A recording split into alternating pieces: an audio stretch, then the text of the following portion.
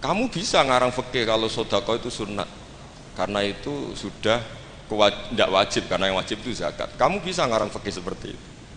Tapi kalau dalam tatbiki tidak bisa. Misalnya saya orang soleh hidup di tengah kota, atau orang soleh hidup di pedalaman, terus saya medit, mentang-mentang sudah zakat, nggak pernah sedekah. Sing wong fasik jor-joran sering nyervis rokok gratis, ngopi gratis. Kira-kira kemana kecenderungan orang itu? Ke yang fasik, karena al-insan abdul es. Nanti butuh-butuh tegen kulo tanggal telu Syawal. Nih Pak Sukron nih, Gus, gue nak jadi kiai jogeman kaya aku. Tak pikir apa? Ceritanya gini Gus Rosid, dia itu kiai, mungkin kiai debutan. Dia dengan santainya cerita, man soma Ramadan summa atba'ahu sittan min Syawal faka'annama somat daro kullah. Jadi puasa Ramadan kemudian puasa 6 hari Syawal, maka seakan-akan puasa setahun. Singkat itu ada orang lugu puasa tanggal 2 itu. 2 Syawal puasa. Soan Pak Sukron pas kiai ini rokok. Terus kata orang lugu tadi, getun Pak aku anut jenengan. Jebule jenengan gak poso. Saya bilang, lah opo ke dalil kono barang lah opo. Dalil liyane ya kena.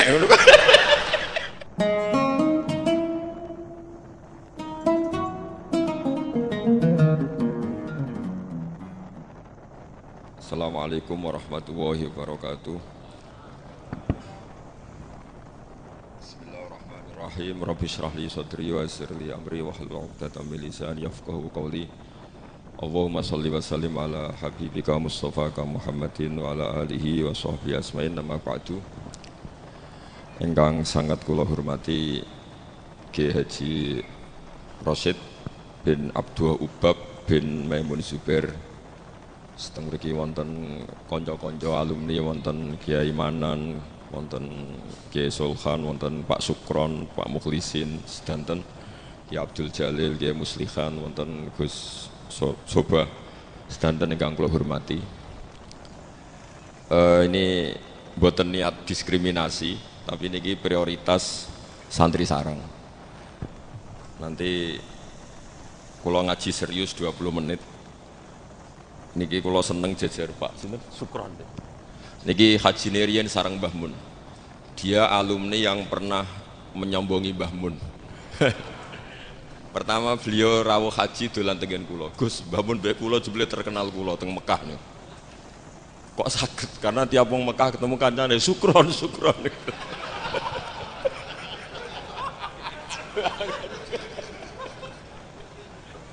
Dan itu beliau matur ke Mbah Mun, Mbah kula teng mriki terkenal, Mbah. Kok iso Kron? Tiang-tiang mulai Sukron. Ini alumni yang luar biasa niki. Kakak kelas kula 2 kelas. Niki nggih kanca kula, nggih musuh kula. Tapi nak teng akhirat pun mboten wani musuhi kula, pun benten kelas mungkin. Mergi kula digiring kalian tiyang sing hafal Quran, ya mbake wis sing hafal jurumiyah. Mboten kelas e gimana teng akhirat mboten. Tapi tak goleki pas ukurannya. Goleki. Goleki mangke.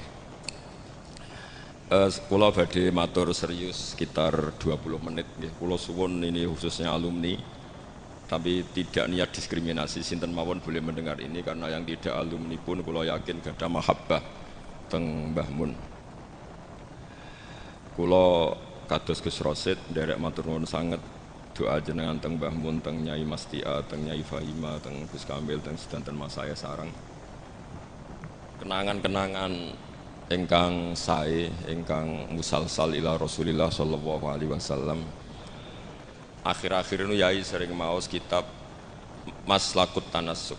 Niki kula waos langsung halaman 3. Niki wonten Kiai Abdul Manan, wonten Gus Rosid. Niki kula gadah napa nggih? Gadah unek-unek, gadah karep supados apa yang ditanamkan Mbah Mun itu jangan sampai diriwayatkan kilan al-qila wal qal, tapi sampai pada titik mudawan, dibukukan. Saya berkali-kali dapat sanad ini, dan itu tidak hanya saya, semua alumni sarang. Bukan hanya alumni Anwar saja, juga semua alumni Sarang karena tergabung di Madrasah Ghazaliyah. Mbah Mun ketika haji tahun 1421 dan 1422 Hijriah, iku beliau ngendikan dalam halaman 3 niku waqatin toba'a fi qalbi mimma fihi al-atharut thayyibah fi nafsi. Maka fil marrati tsaniyah bima fihi min takhmidil ainain. Wa mattu fiha ainayya wa qultu la ilaha illallah wa fi akhiril karat Muhammadur Rasulullah. Terus beliau ditalkin dzikir sama Said Muhammad di tahun 1422. Kemudian kitab ini dikarang, kula balen malih, kitab ini dikarang, beliau hanya punya harapan dan itu dikarang tahun 1422 sak sampunipun haji. Beliau wafat 1440.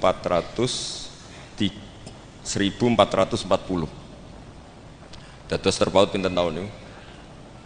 8 tahun nggih. Pinten 18 ya? 18 tahun. Niki kula waos nggih, betapa yang diinginkan beliau itu kesampaian. Dari tahun pinten 1420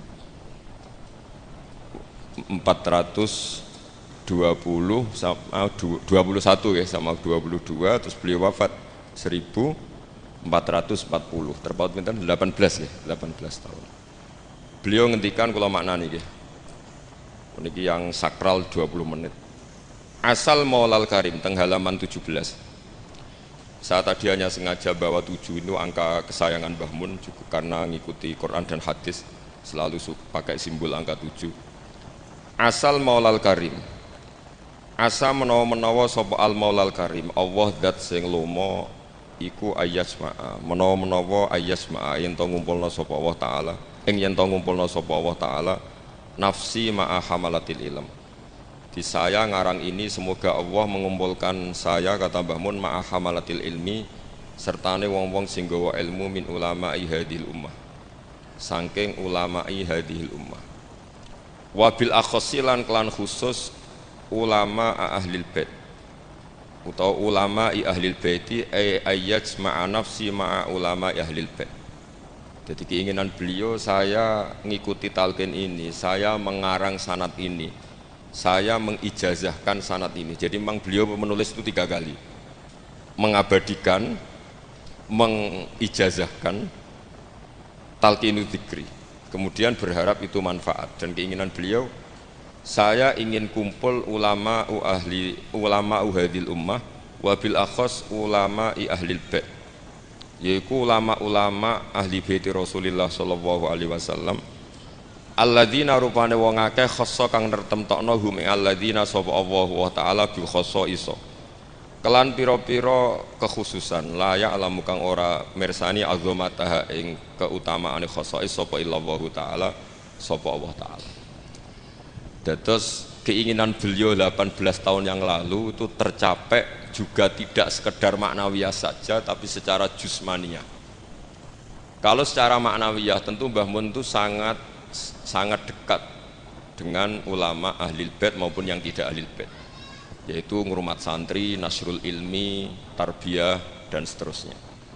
Tapi Allah nuruti beliau tidak sekedar maknawiyah sampai secara apa? Jusmaniyah. Karena makam beliau itu di Ma'lah bukan sekedar Ma'lah, tapi benar-benar Ma'lah yang dekat Sayyidah Khadijah. Agak ke bawah ada Sayyid Muhammad, Sayyid Alawi, Sayyid Abbas. Agak bawahnya lagi Syekh Nawawi Banten. Terus agak samping ke kanan, kalau dari arah Masjid Haram itu di situ ada Dorif atau makamnya Syekhina Kiai Haji Maimun Zubair. Jadi jam'unya itu jam'un rohaniyatan wa jam'un apa? Jusmaniyah. Jadi ini ijazah ini berkali-kali dijazahkan Mbah Mun, tapi mungkin sebagian alumni tidak baca, nanti lo potongannya ini buatan moco. Dan ini kalau bantu, kalau yakin, hakul yakin dan suul yakin, Pak Sukron ini moco lebih niki. Dua kitab gak mergi kalau suka nih, Pak. Seniki mun innalillahi wa inna ilaihi rajiun. Nang dindi ngaku muridé Mbah Mun ngarang apa bagus. Aku rong tuku jadi. Tapi niki penting kalau aturaken ulama, saya berkali-kali bilang kenangan dari Rasulullah Shallallahu Alaihi Wasallam itu harus ditulis, karena hanya dengan ditulis ilmu itu abadi. Nggak boleh riwayat itu hanya berdasar karena kamu hafalan mundobit itu terus tidak nulis, tidak boleh. Kita itu punya pengalaman buruk dan itu eman betul. Gini ku fiqhul Les bin Sa'ad. Al-Les afqahu min Malik, Dewi Imam Syafi'i. Al-Les afqahu min Malik. Illa anna ashabahu dayya'uhu, kata Imam Syafi'i. Lais itu orang paling alim, alimu Misra, faqihu Misra. Itu kalau debat sama Imam Malik itu berjilid-jilid. Tapi ashabu Malik itu lebih peduli terhadap pikiran-pikirannya Imam Malik, sementara ashabul Les itu enggak. Sehingga enggak ada madhabnya hilang. Jadi nasib ulama yang madhabnya hilang itu Les bin Sa'ad. Kemudian Sufyan bin Uyainah, ini semua gurunya Imam Malik. Sufyan As-Tsauri juga gurunya Imam Malik, gurunya Imam Syafi'i. Nanti nasibnya Mbah Mun kalau tidak ada yang mentadwin, membukukan, akan seperti itu. Karena orang akan menafsirkan tidak dengan panduan guru-gurunya ila Rasulullah Shallallahu Alaihi Wasallam.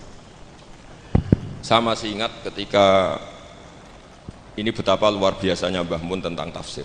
Seperti yang dikatakan Gus Rosid tadi, Mbah Mun itu putra Mbah Zubair, tapi ngaji sama orang ahli tafsir, ahli Quran, itu Said Alam. Sehingga Habib Salim Asy-Syatiri itu punya karangan ya tentang tafsir, namanya An-Nafahat Al-Haramiyah atau Al-Fawaid Asy-Syatiriyah. Kalau gadah kitab sekitar 2 jilid. Mbah Mun itu dulu ngajar kita Faidul Khobir fi ulumil Quran, fi ulumit tafsir. Rian ngajar seminggu 2 kali di MGS. Ini Pak Sukron ini termasuk alumni MGS, berarti pernah sekolah berapa kali Pak? Dulang Mbah Mun? Seminggu. Eleng seminggu 2 kali. Khatam. Tak kok khatam gak boleh. Jujur itu baik. Jujur itu baik. Nah, barokahnya mudawan, saya beri contoh satu, betapa resikonya andekan ilmu itu tidak mudawan. Ya kayak Khawarid itu. Khawarid itu orang yang ibadahnya khusyuk, tapi itu kecelakaan bagi sejarah umat. Sampai Nabi ngendikan syarru hadil ummah al-khawarid syarrul khalqi wal khaliqah. Orang khawarid itu buruk-buruknya makhluk, ini Kak sabda Rasulullah sallallahu alaihi wasallam. Karena orang khawarid itu menganalisis nubuah itu dengan pikirannya sendiri, bukan dengan pikiran sing mudawan musalsal ila Rasulullah sallallahu alaihi wasallam. Saya beri contoh yang paling gampang. Ketika Nabi Fathu Mekah itu kan corong Jawa kudune kaul itu semangat tawaf. Tapi Nabi unik, semua sahabat itu tawafu mus'atan, semua tawaf secara jalan kaki. Padahal kayak apa kita diusir dari Mekah, kayak apa kita meninggalkan Mekah secara tidak terhormat. Mestinya Fathu Mekah yang diperjuangkan mati-matian itu menjadikan hal yang luar biasa. Dan kita punya kaidah al-ajur bi qadrit ta'ab, bahwa pahala itu sesuai tingkat kesulitan. Tapi Nabi itu unik, semua sahabat itu tawaf jalan, tapi Nabi itu tawaf rakiban. Nabi dengan santainya naik unta, kemudian beliau tawaf. Itu andai kan tidak ditadwin, tidak dibukukan oleh ulama-ulama, termasuk Imam Nawawi yang ngarang Majmu', maka orang Khawarid atau yang sejenisnya, nggak usah diterjemah garis keras atau garis apa nanti sensitif, pokoknya Khawarid dan sejenisnya. Dan itu di Mekah, jadi kamu jangan ngait-ngaitkan dengan Indonesia. Itu mesti menafsirkan kok enak Nabi lengas-lengas numpak unta sing liyane melaku. Tapi barokahnya tafsiran ulama itu dibukukan. Nabi yang saat itu tawaf rakiban, ya, Nabi yang saat itu tawaf secara berkendara itu afdolu mungkin bi alfi fadilatin sampai ila mala nihayatallah daripada yang tawaf masyiyah. Karena yang tawaf berjalan itu hanya melakukan satu kaidah bahwa al-ajr bi qadrit, tapi itu punya resiko fikih jangka panjang. Andai kan Nabi ikut tawaf jalan, maka akan dianggap syarat sahnya tawaf harus berjalan. Dan itu kita kesulitan ketika kita setengah lumpuh, setengah sakit. Lalu kalau kita pakai kursi roda, pakai skuter, dalilnya apa? Barokahnya Nabi tawaf rakiban, maka ada solusi, ada referensi kalau kita tawaf tidak masyian, yaitu dengan cara naik kursi roda dan yang lain-lain. Maka ketika Imam Nawawi, maka yang dilakukan Nabi itu fardun alaihi, Nabi melakukan itu harus, karena Nabi harus menjelaskan ke umat bahwa tidak termasuk syarat sahnya tawaf adalah secara berjalan, tapi naik juga boleh. Itu andaikan tidak ditadwin oleh ulama, maka pikiran ini tidak sampai kita. Dan kita rodok-rodok khawarid, kok enak Nabi. Padahal Nabi pas itu ya sehat. Nah sama. Ketika Mbah Mun ngersakno Gus Yasin jadi wakil gubernur, juga banyak Gus Rosid ini, Gus Subak kerso jadi DPR RI, Gus Kamil ya ketua DPR Rembang. Itu maka menjadi fikih bahwa ulama itu tidak harus berhadapan-hadapan dengan negara. Buktinya orang sekali berbah Mun, putrane diminta, disuruh mengkhidmati negara. Sehingga harus menjadi tradisi besar bahwa ulama dan umarok tidak harus berbenturan. Bukan masalah menangkal, coba kalau itu tidak ada rawinya, paling golek gaji, paling golek duit. Loh itu kan ruwet. Itu tafsiran khawarid.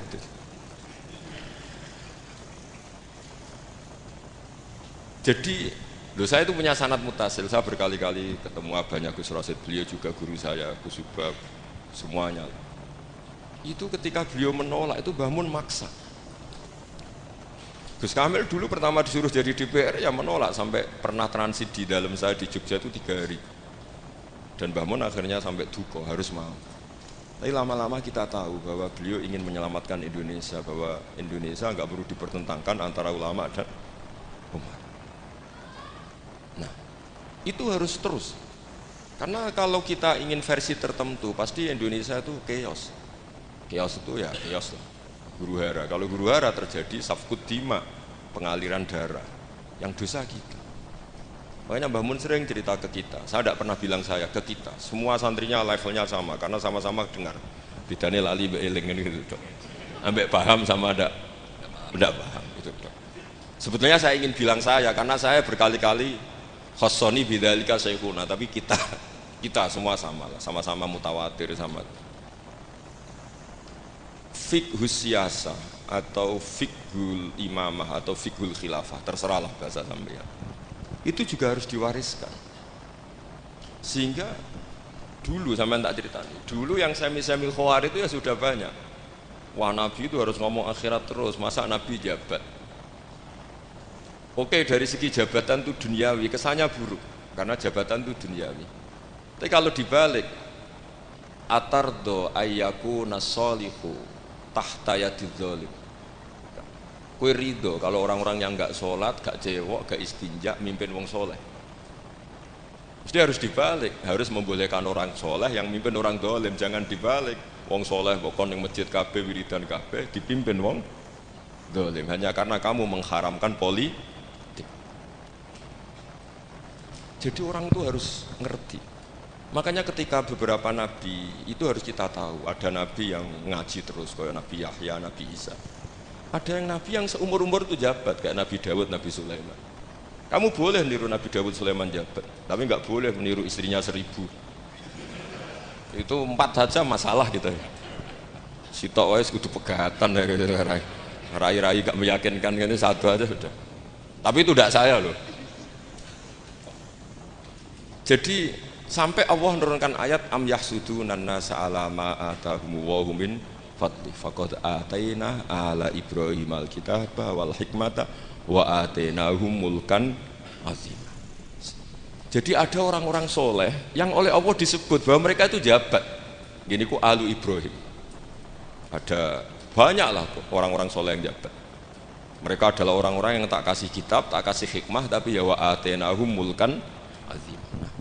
Ketika Mbah Hasyim di putra Gus Wahid jabat, dulu Mbah Wahab Hasbuwah di anak Gus Wahib juga jabat, Mbah Mun punya putra Gus Bab, abahnya Gus Rosid dulu ya di DPR RI, Gus Yasin wakil gubernur. Ini kita sebagai muridnya Mbah Mun bukan melihat urusan jabatan, urusan bahwa kita ikut berbakti sama negara.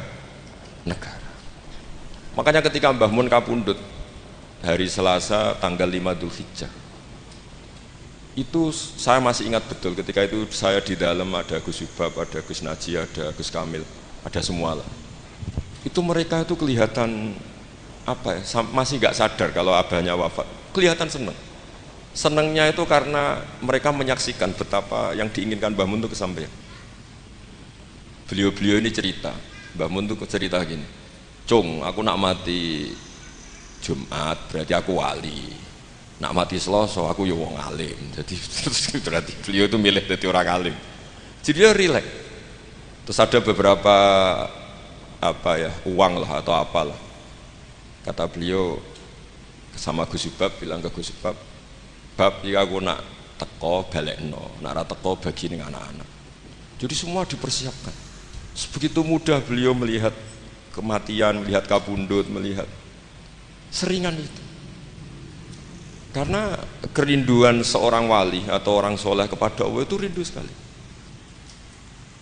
Dan ini kita harus punya riwayat, dan itu menjadi fikih besar. Nggak boleh kamu pakai fikih khawarid. Kiai kok jabat, kiai kok kedonyan.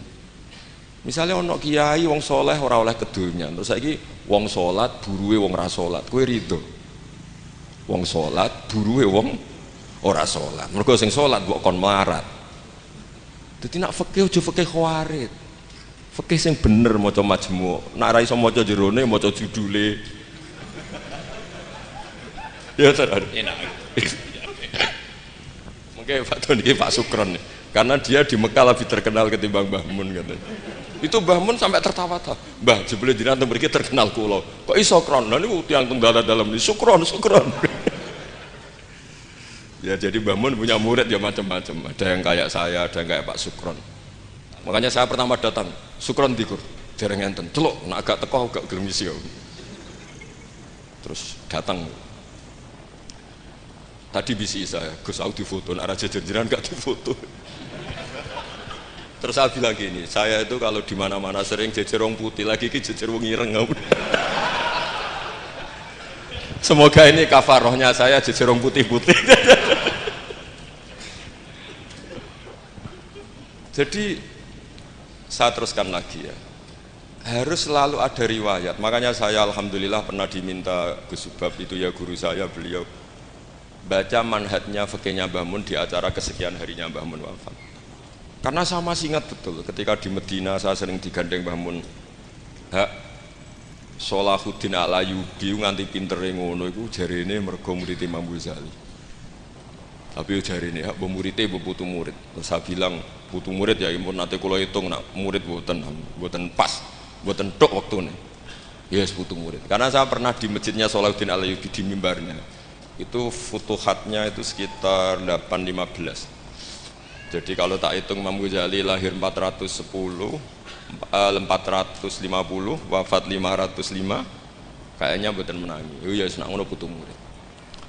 Itu beliau punya konsep mengalahkan pasukan salib. Itu yang dipakai itu kitab Ihya. Itu singkat cerita beliau nyuruh, "Jaiku goleki hak." Tak cari, ketemu terus tak tasihkan beliau, ya iku sing tak maksud ya iku.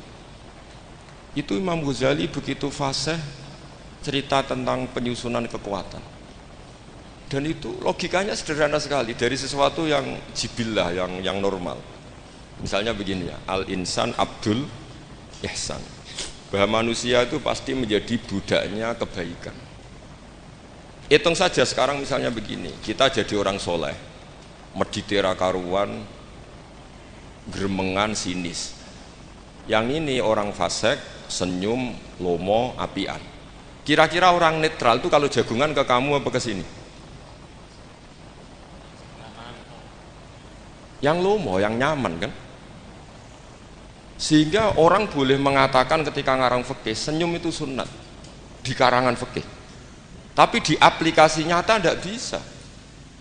Bagaimana kalau ada orang netral, bisa soleh, bisa fasik, sing fasik senyum, sing soleh merengut, sehingga yamilu orang yang netral ini ke yang fasik. Kamu bisa ngarang fikih kalau sodako itu sunat, karena itu sudah tidak wajib, karena yang wajib itu zakat. Kamu bisa ngarang fikih seperti itu. Tapi kalau dalam tatbiki tidak bisa. Misalnya saya orang soleh hidup di tengah kota, atau orang soleh hidup di pedalaman. Terus saya medit, mentang-mentang sudah zakat, nggak pernah sudah. Sing wong fasek jor-joran sering nyervis rokok gratis, ngopi gratis. Kira-kira kemana kecenderungan orang itu? Ke yang fasek, karena al-insan Abdul Ihsan. Nah hal-hal seperti ini tuh yang dikaji Imam Ghazali kemudian itu menjadi inspirasi Salahuddin Al-Ayyubi. Kalau dia ingin solid maka harus berbuat baik sama siapa saja, karena itu cara punya kekuatan. Nah kita enggak, kita ini memaksakan kebenaran tapi prosesnya tidak simpati. Makanya kata para mufassir, walaupun tafadzur ghalidal qalbi lan faddu min khaliq, itu kata para mufassir, hada sayyidul khalqi wa hada ahabbul khalqi ilallah. Ini Rasulullah, orang paling dicintai Allah. Itu saja sekali salah dalam perilaku sosial, itu bayangannya lan faddu min khaliq, orang akan bubar. Padahal ma'anna hada mu'ayyadun biruhil qudus. Padahal Rasulullah itu orang yang diberi kekuatan malakut, kekuatan langit. Itu saja dibayangkan kalau salah secara sosial, lan faddu min khaliq, orang akan bubar. Apalagi kamu yang keramatnya enggak jelas, hizibnya enggak mandi, terus salah sosial, istaqabbalallahu minna minkum taqabbal ya kan. Sehingga Mbah Mun itu baik sama siapa saja, termasuk baik sama Megawati, sama apa saja. Bahkan beliau sebelum haji sempat ketemu Megawati, dan beliau sebelum itu ya pernah bilang ke saya, ke kita, aku ketemu Bu Mega dan Indonesia aku damai. Makanya ketika beliau kapundhut Dzulhijjah itu min asyuril hurum, karena al asyurul hurum itu ada 4, Dzulqa'dah, Dzulhijjah, Muharram, Rajab. Beliau kapundhut 5 Dzulhijjah, bulan yang termasuk sakral di Islam. Dan beliau kapundhut 6 Agustus, bulan yang paling nasionalis dalam Indonesia. Jadi Allah memilihkan beliau bukan sekedar tempatnya di Ma'lah, tapi pakai bulan yang paling sakral sesuai konteks masing-masing. Dalam religius Dzulhijjah itu sakral, dalam nasionalis Agustus itu sakral. Kayak apa Allah memilihkan beliau? Makanya ini saya cerita ya, saya mungkin 10 menit lagi, sampean santai aja, ini enggak ganggu lama-lama supaya enggak ribet. Makanya di antara yang ditulis beliau tentang jabatan, tentang jabat, dan ini cerita saja, beliau menulis feeling tau sekarang halaman 37. Nanti kalau yang enggak paham ngaji sama Pak Sukron, sudah tak ijazahi tadi. Kobil tuh jadi nanti yang enggak paham, iya itu nanti. Kau jebolin. Apa? Kau jaluk deh. Wah, serah. Kau oleh dijaluk Melayu sudah. Sah ke? Sah. Ini konco kula mulai teng sarang ngantos. Nate bodo-bodo tegen kula tanggal 3 Syawal. Ini Pak Sukron nih. Gus, kowe nek dadi kiai jogeman kaya aku. Tak pikir apa? Ceritanya gini Gus Rosid, dia itu kiai, mungkin kiai debutan. Dia dengan santainya cerita, man soma Ramadan summa atba'ahu sittan min Syawal faka'annama somat daro kullah. Jadi puasa Ramadan kemudian puasa 6 hari Syawal, maka seakan-akan puasa setahun. Singkat cerita ada orang lugu puasa tanggal 2 Syawal puasa. Sowan Pak Sukron pas kiai ini rokok. Terus kata orang lugu tadi, getun Pak aku anut jenengan. Jebule jenengan gak poso. Saya bilang, lah opo ke dalil ngono barang lah opo? Dalil liyane ya kena. Tapi itu kearifan, menurut saya dia cerita itu kearifan. Maka ini warning ya, siapapun yang ngiyai jangan dalil sesuatu sing ra iso ngakoni.